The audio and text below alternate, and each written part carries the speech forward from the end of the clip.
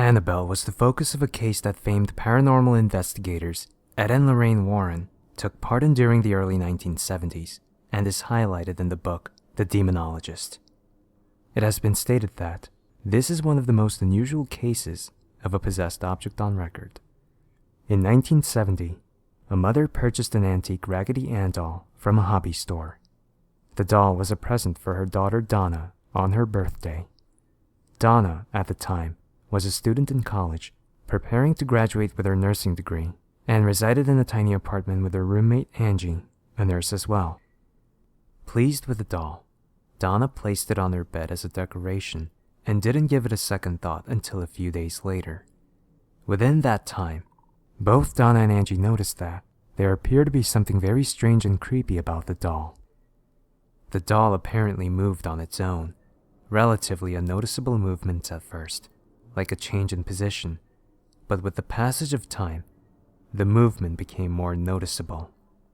Donna and Angie would come home to find the doll in a completely different room from which they had left it.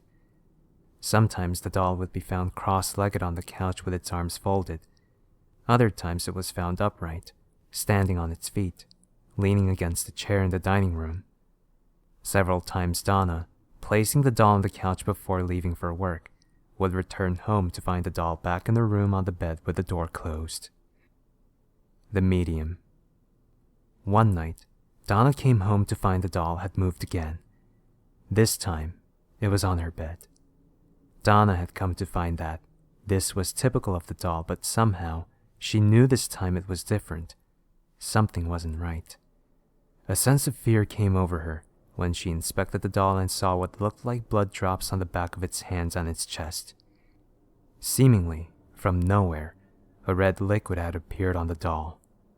Scared and desperate, Donna and Angie decided it was time to seek expert advice. Not knowing where to turn, they contacted a medium and seance was held. Donna was then introduced to the spirit of Annabelle Higgins. The medium related the story of Annabelle to both Donna and Angie.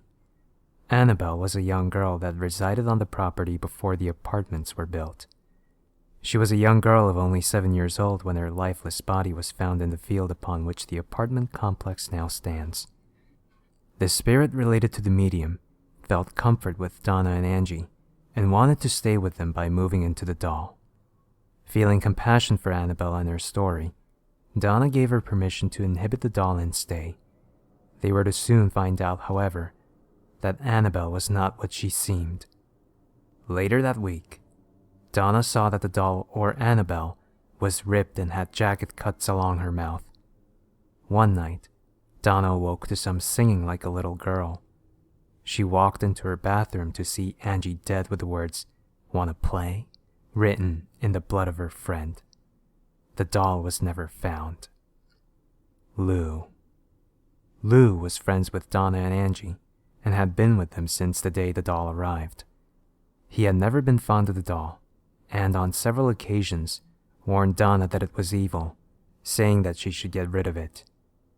However, Donna had developed a personal tie to the doll and decided to keep it, despite Lou's feelings. Her decision was a terrible mistake. One night, Lou awoke with a jolt of terror, a jolt that didn't seem like it was from his usual nightmares. Somehow, something felt different. What would appear to be a common case of sleep paralysis became all too real. He looked around the room, but couldn't discern anything out of the ordinary. At first, anyway. Looking down toward his feet, he saw the doll, Annabelle. It began to slowly glide up his leg, moving over his chest and stopping at his neck. Helpless against it, the doll began to strangle him. After a moment, Lou, at the point of asphyxiation, blacked out.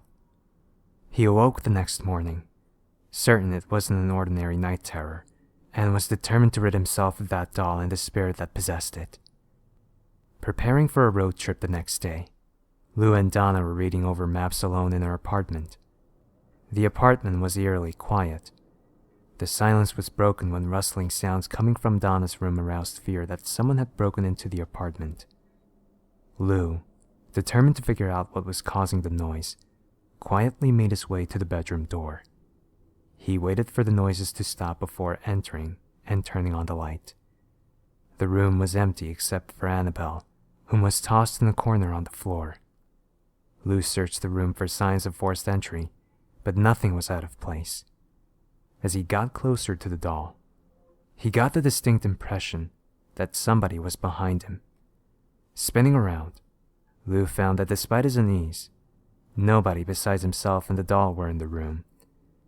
Then, in a flurry of motion, he found himself doubled over in pain, with the blood dripping from a cut on his chest. Upon opening his shirt, there on his chest were what appeared to be 7 distinct claw marks. Today, I hope you enjoy this article, and should you ever want to visit the infamous Annabelle, she can be found at the Warren Occult Museum in Moodus, Connecticut. The museum is run by Lorraine Warren, the famous paranormal investigator, and now frequent guest on the television show Paranormal State. Housed in the glass case at the museum, you'll find Annabelle. Mrs. Warren relates that Annabelle still moves about occasionally and is still known to make growling noises at unsuspecting visitors